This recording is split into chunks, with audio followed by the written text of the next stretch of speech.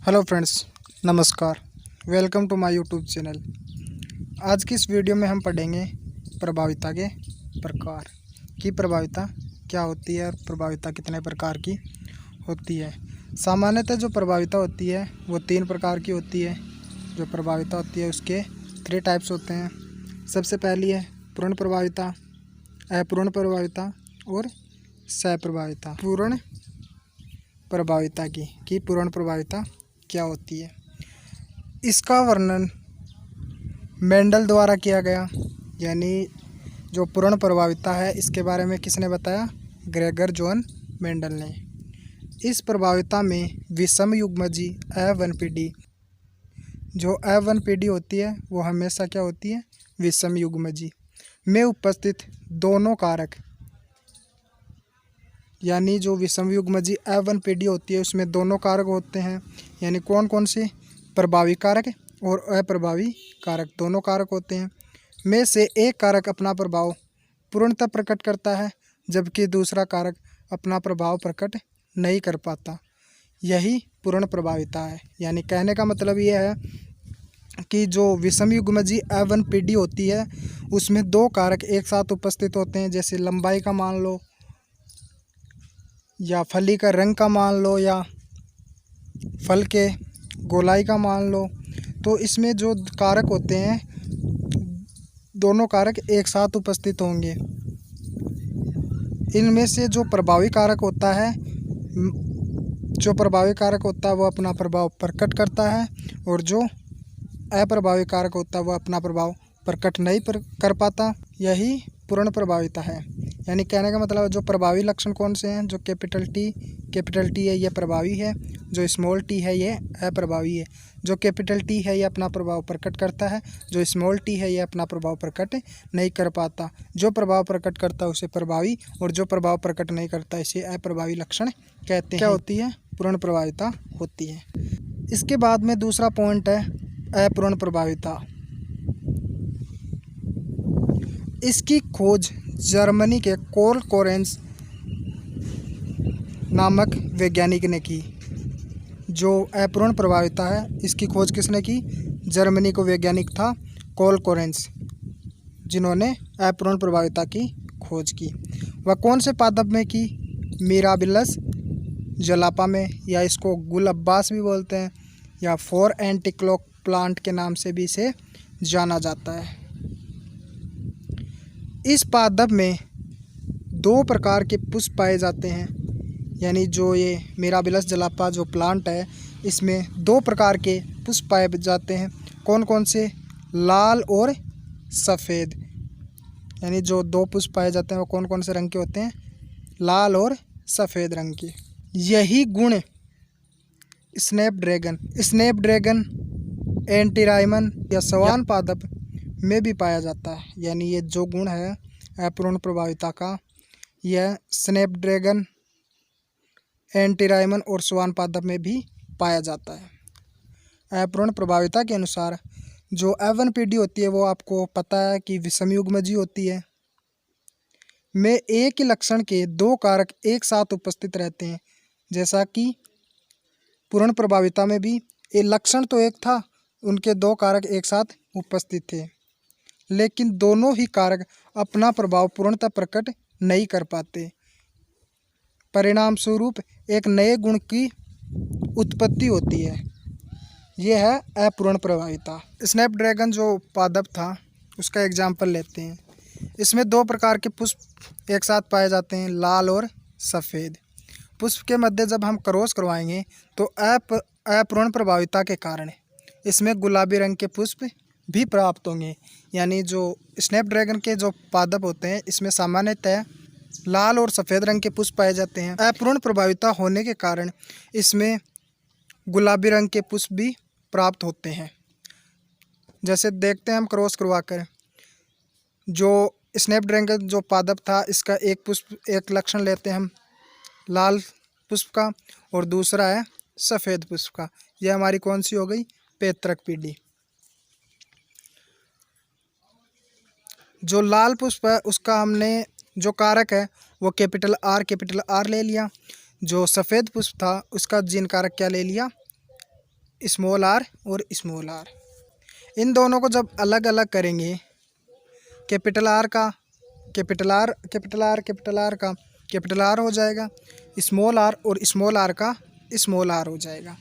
जब इन दोनों को हम क्रॉस करवाएंगे तो हमें F1PD प्राप्त होगी। F1PD में हमें कौन सा संतति प्राप्त होगी? कैपिटल आर और स्मॉल आर, जो कि इस पूरे प्लांट में कैपिटल आर स्मॉल आर था ही नहीं। और एक नए पुष्प की उत्पत्ति होती है, वो कौन सा है? गुलाबी रंग की पुष्प की उत्पत्ति होती है। जब हम F1PD को पर स्वपरागण कराकर स्मॉल कैपिटल आर और स्मॉल आर को जब क्रॉस करवाते हैं तो हमें F2PD प्राप्त होती है। कैपिटल आर रेड का था, स्मॉल आर वाइट का था। कैपिटल आर रेड पुष्प था और स्मॉल आर वाइट पुष्प था। जब कैपिटल आर और कैपिटल आर को जब क्रॉस करवाएंगे तो कैपिटल आर और कैपिटल आर पौधा प्राप्त होगा। जो बनने वाला पौधा है उस पर कैसे पुष्प लगेंगे? लाल रंग के। जब कैपिटल आर और स्मॉल आर को जब क्रॉस करवाएंगे तो पौधा हमें प्राप्त होगा, उस पर किस प्रकार के पुष्प लगेंगे? कैपिटल आर और स्मॉल आर मीन्स गुलाबी रंग के पुष्प प्राप्त होंगे। जब हम कैपिटल आर और स्मॉल आर को जब क्रॉस करवाएंगे तो कैपिटल आर स्मॉल आर पौधा प्राप्त होगा, जिस पर गुलाबी रंग के पुष्प लगेंगे। जब हम स्मॉल आर और स्मॉल आर को जब क्रॉस करवाएंगे तो स्मॉल आर पौधा प्राप्त होगा, इस पर सफ़ेद रंग के पुष्प लगेंगे। जो जीनोटाइप रेशियो है वो है, इसमें एक तो लाल होगा, एक पुष्प तो लाल होगा और दो पुष्प गुलाबी होंगे और एक पुष्प वाइट होगा।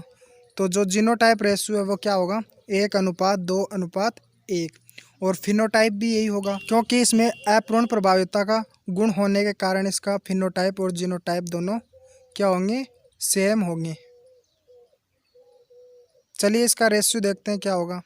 पाथ था यानी जो फिनोटाइप था वो रेड होगा, एक पुष्प, पिंक होंगे 2 पुष्प, और जो वाइट है वो 1 पुष्प। यानी कहने का मतलब है इसका अनुपात 1:2:1 होगा। और जो समजीनी अनुपात है वो भी 1:2:1 होगा। इसके बाद में हम बात करते हैं सहप्रभाविता की, कि सहप्रभाविता क्या होती है। यह प्रभाविता पादपों की अपेक्षा जंतुओं में अधिक पाई जाती है। यानी जो ये सहप्रभाविता होती है यह पादपों में कम और जंतुओं में अधिक होती है। यह सामान्यतः जंतुओं की त्वचा के रंग, सींगों की आकृति में दिखाई देती है। यानी जो सहप्रभाविता होती है वो जंतुओं की त्वचा के रंग में और सींगों की आकृति में दिखाई देती है। जो सहप्रभाविता होती है इसमें F1PD में एक ही लक्षण के 2 कारक एक साथ उपस्थित रहते हैं और दोनों ही कारक अपना प्रभाव पूर्णतः प्रकट करते हैं। परिणाम स्वरूप एक नए गुणों की उत्पत्ति होती है। फॉर एग्जाम्पल मनुष्य के रक्त में AB में भी सहप्रभाविता पाई जाती है। यह बहुत इम्पोर्टेंट है, इसको याद रख लेना। यानी जो मनुष्य का जो ब्लड ग्रुप होता है इसमें भी AB प्रकार की सहप्रभाविता पाई जाती है। फॉर एग्जाम्पल जो जंतुओं की स्किन का रंग लेते हैं तो एक तो हम ब्लैक स्किन वाला जंतु लेते हैं, एक वाइट स्किन वाला जंतु लेते हैं। यह हमारी कौन सी हो गई? पैतृक पीढ़ी। इन दोनों के मध्य हम क्रॉस करवाते हैं। तो जो ब्लैक स्किन वाला जो जंतु होता है इसका कैपिटल B कारक लेते हैं और जो वाइट स्किन वाला जो जंतु है इसका स्मॉल b कारक लेते हैं। जब इन दोनों को हम क्रॉस करवाएंगे तो कैपिटल B का कैपिटल B आ जाएगा और स्मॉल b का स्मॉल b आ जाएगा। तो जो F1PD होगी इसमें किस प्रकार का जंतु प्राप्त होगा? रोन यानी धब्बेदार प्रकार का जंतु प्राप्त होगा। जब इन दोनों को हम क्रॉस करवाएंगे स्वपरागण के द्वारा यानी स्वयं के द्वारा क्रॉस करवाएंगे, कैपिटल B स्मॉल b को जब क्रॉस करवाएंगे कैपिटल B और स्मॉल b प्रकार वाले जंतु से, तो जो हमारी F2PD होगी वो इस प्रकार से प्राप्त होगी। चलिए देखते हैं। जब कैपिटल बी और कैपिटल बी को जब क्रॉस करवाएंगे तो जो जंतु की जो त्वचा का रंग हमें प्राप्त होगा वो कैपिटल बी यानी कहने का मतलब है ब्लैक स्किन वाला होगा। जब हम कैपिटल बी और स्मॉल बी को जब क्रॉस करवाएंगे तो हमें कौन सा जंतु प्राप्त होगा, कैपिटल बी और स्मॉल बी यानी जो रोन यानी धब्बेदार जंतु प्राप्त होगा।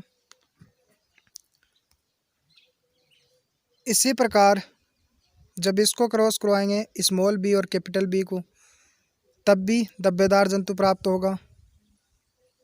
जब हम स्मॉल बी और स्मॉल बी को जब क्रॉस करवाएंगे तो हमें कौन सा, वाइट स्किन वाला जंतु प्राप्त होगा। यह हमारी कौन सी हो गई, F2PD। जो इसका समलक्षणी जो अनुपात है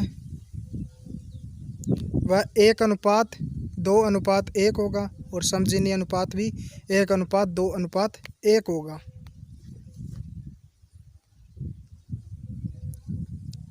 समलक्षणी अनुपात 1 क्योंकि 1 ब्लैक है, 2 रोन है